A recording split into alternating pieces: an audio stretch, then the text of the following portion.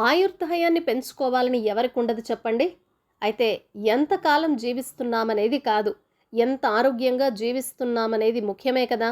వీటిని కొంతవరకు జన్యువులు నిర్ణయిస్తాయి. కానీ మనం ఎలా జీవిస్తున్నామనేది కీలకమే. అంటే ఎంత వ్యాయామం చేస్తున్నాం, ఎంతసేపు నిద్రిస్తున్నాం లాంటివన్నమాట. హాయ్ హలో వెల్కమ్ టు టీవీ21 ద బెటర్ చాయిస్. నేను పుష్ప. ఆయుర్దాయాన్ని పెంచుకోవాలని ఎవరికుండదు? అందరికీ ఉంటుంది. అయితే ఎంతకాలం జీవిస్తున్నామనేది కాదు, ఎంత ఆరోగ్యంగా జీవిస్తున్నాం అనేదే ఇంపార్టెంట్ కదా. ప్రతిరోజు మనం ఎంతసేపు వ్యాయామం చేస్తున్నాం, ఎంతసేపు నిద్రిస్తున్నాం అనేది చాలా ముఖ్యం. అతిగా మద్యం లేదా పొగ తాగుతున్నారా, లేక ఎలా తింటున్నారు, ఇవన్నీ ఆయుష్ మీద ప్రభావాన్ని చూపుతాయి. వీటిల్లో ఆహారం పాత్ర కూడా గణనీయమైందే. ఏదో ఒక పదార్థం కన్నా మొత్తంగా ఆహార పద్ధతే ఆరోగ్యాన్ని ప్రభావితం చేస్తుంది. ఆహార అలవాట్లు దీర్ఘకాలిక ఆరోగ్యం, ఆయుష్ మధ్య సంబంధాల మీద పరిశోధకులు చాలా కాలంగా అధ్యయనం చేస్తూనే ఉన్నారు. ముందు మనం ప్రోటీన్ ప్రాధాన్యతను తెలుసుకోవాలి. ప్రోటీన్ తక్కువగా తీసుకునే వారితో పోలిస్తే ఎక్కువగా తినేవారు ఎక్కువ కాలం జీవిస్తున్నట్లు, వృద్ధాప్యంలో బలంగా ఆరోగ్యంగా ఉన్నట్లు పరిశోధనలు సూచిస్తున్నాయి. అయితే ఇక్కడ ఒక తిరకాసుంది. పప్పులు, గింజ పప్పులు, నిండు గింజ ధాన్యాలు వంటి శాకాహారం నుంచి లభించే ప్రోటీన్ ఎక్కువ మేలు చేస్తూ ఉండటం గమనించవచ్చు. అదే మాంసం ఉత్పత్తుల నుంచి లభించే ప్రోటీన్తో అంత ప్రయోజనం కనిపించటం లేదట. కండరాలు, ఎముకలు బలంగా ఉండటంలో ప్రోటీన్ పాత్ర కీలకం. వయోధికులు చురుకుగా ఉండటానికి, కింద పడిపోవటం, ఎముకలు విరగటాన్ని నివారించుకోవటానికి ఇది తోడ్పడుతుంది. 65 ఏళ్లు అంతకన్నా ఎక్కువ వయసు గల వారికి రోజుకు ప్రతి కిలో శరీర బరువుకు సుమారు 0.22 నుంచి 0.27 గ్రాముల ప్రోటీన్ అవసరమట.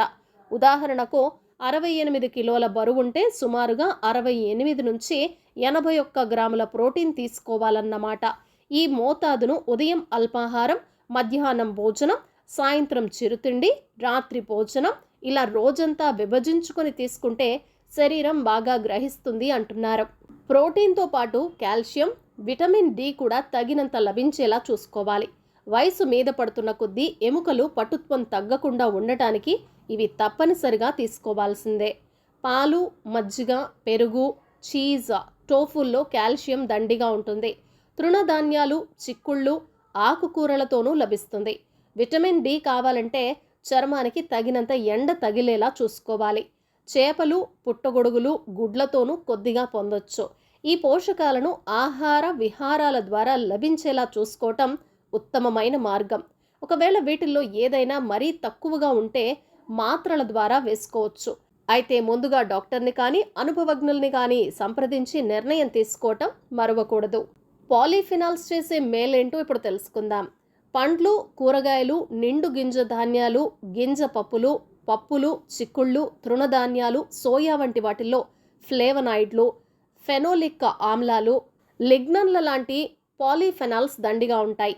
ఇవి ఆరోగ్యకర వృద్ధాప్యానికి దన్నుగా నిలుస్తాయని కొన్ని పరిశోధనలు చెప్తున్నాయి. చాలా పాలీఫినాల్స్ ఒంట్లో యాంటీ ఆక్సిడెంట్లుగా పనిచేస్తాయి. ఇవి విశృంఖల కణాలను కట్టడి చేస్తాయి. ఇవి ఫ్రీ రాడికల్స్ని కట్టడి చేస్తాయి.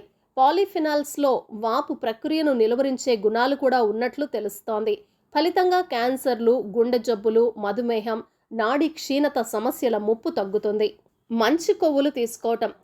గింజ పప్పులు, పలుకులు, అవకాడో, వేరుశనగ నూనె, నువ్వుల నూనె, ఆలివ్ నూనె వంటి నూనెల్లో మంచి కొవ్వులు మరణం ముప్పు తగ్గటానికి తోడ్పడుతున్నట్లు పరిశోధనలు సూచిస్తున్నాయి.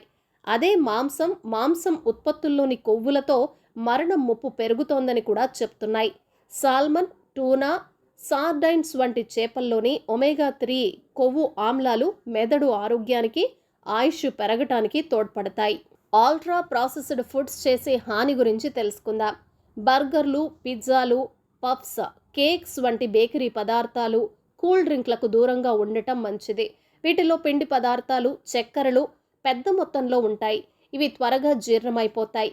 దీంతో రక్తంలో గ్లూకోజ్ మోతాదులు ఉన్నట్టుండి పెరుగుతాయి. క్రమంగా మధుమేహం, గుండె జబ్బుల ముప్పు ఎక్కువవుతుంది. చాలా ఆల్ట్రా ప్రాసెస్డ్ ఫుడ్స్లో సోడియం కూడా ఎక్కువగానే ఉంటుంది. ఇది అధిక రక్తపోటుకు దారితీస్తుంది. చూశారు కదా, ఆరోగ్యం కోసం మాత్రమే కాదు, ఆయుష్ కోసం తినటం ఎలాగో తెలుసుకున్నాం కదా. మరొక చక్కటి వీడియోలో మళ్ళీ కలుద్దాం. ఈ వీడియో కనుక మీకు నచ్చినట్లయితే తప్పకుండా లైక్ చేయండి, షేర్ చేయండి, సబ్స్క్రైబ్ చేయటం అస్సలు మర్చిపోకండి. TV 21 the better choice.